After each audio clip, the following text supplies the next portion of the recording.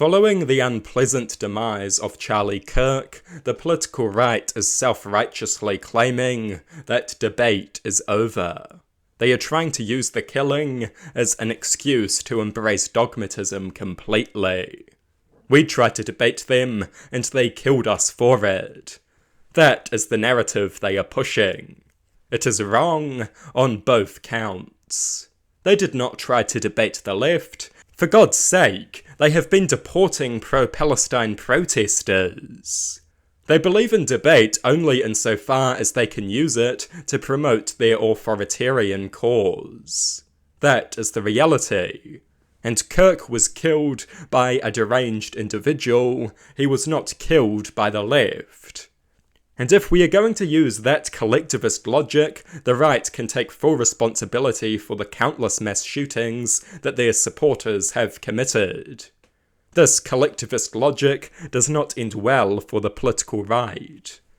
But they don't care because the modern right don't believe in anything other than tribalism, cruelty, and power.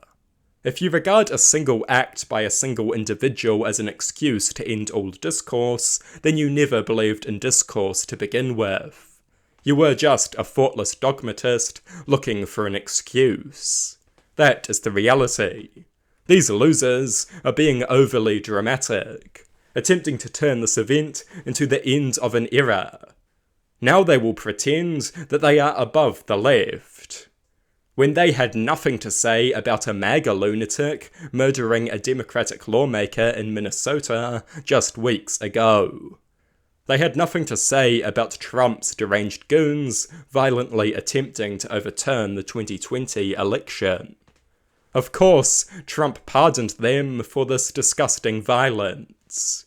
Greg Abbott, the Republican governor of Texas, pardoned a man who was found guilty of murdering a left-wing protester.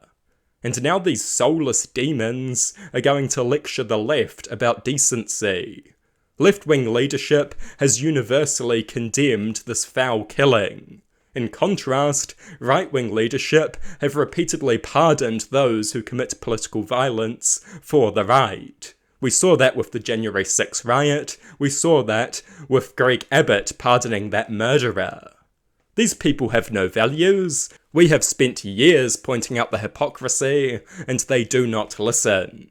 Because they are not like us. They are amoral people who believe in nothing.